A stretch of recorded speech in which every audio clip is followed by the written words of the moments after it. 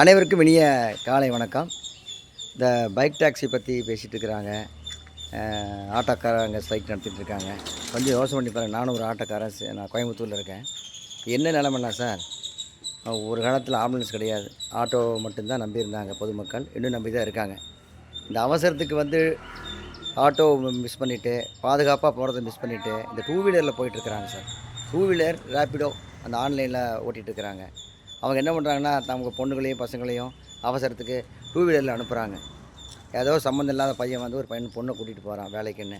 வீட்டில் இருக்கிறவங்க பாதுகாப்பு இல்லாமல் அனுப்புகிறாங்க. அதனால் என்ன பாதுகாப்பு இல்லைன்னா, ஆக்சிடெண்ட் ஆனால் அடிபட்டாலும் இன்சூரன்ஸ் எதுவும் க்ளைம் பண்ண முடியாது சார். சொன்னால் புரிஞ்சிக்க மாட்டேங்கிறாங்க. ஒவ்வொரு ஆட்டோக்காரும் ஒரு ஆம்புலன்ஸ் டிரைவர் மாதிரி தான் சார். நாங்கள் எத்தனை ஆஸ்பத்திரிக்கு எமர்ஜென்சி கூட்டிகிட்டு போகிறோம், எத்தனை இடத்துல ஓட்டி அவசரம்னு கூப்பிட்றாங்க, எத்தனை இடத்துக்கு கூட்டிகிட்டு ஓடிருக்கோம். நான் இல்லை, மற்ற ஆட்டோ டிரைவர்லாம் எவ்வளோ சைக்கிள் நைட் 2 மணிக்கு கூப்பிட்டாலும் 1 மணிக்கு கூப்பிட்டாலும் எத்தனை மணிக்கெலாம் வந்தாலும் உடனே ஓடி வந்து நிற்கிறாங்க. இதெல்லாம் பொதுமக்கள் மறந்துட்டாங்க போல் இருக்குது. சில பேர் மறக்காமல் இருக்காங்க.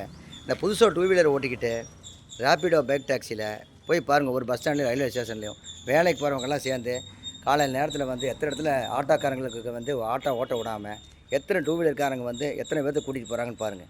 அப்போ ஆட்டோக்காரங்களாம் எங்கே போகிறது சார்? நாங்கள்லாம் ப்ராப்பராக permit, licence, pollution, RC book எல்லாம் வருஷத்துக்கு ஒரு தடவை எல்லாம் பக்காவாக வச்சு அழகாக ஓட்டிகிட்ருக்கோம்.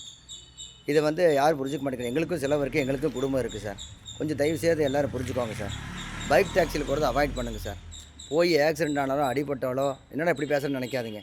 அடிபட்டாலும் க்ளைம் பண்ண முடியாது சார். நம்ம குடும்பத்துக்கு நம்ம தான் சார் பாதுகாப்பு. தயவுசெய்து பாதுகாப்பான பயணத்தை அனுப்புங்க சார். ஆட்டோக்காரங்கள்லாம் ரொம்ப பாவம் சார்.